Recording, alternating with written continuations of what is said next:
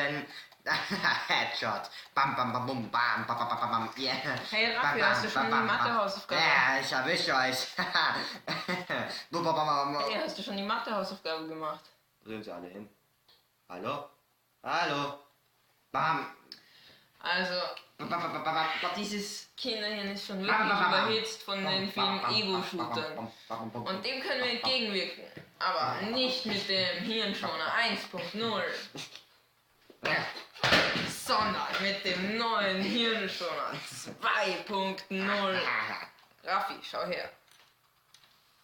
Yeah. So schöne Farben.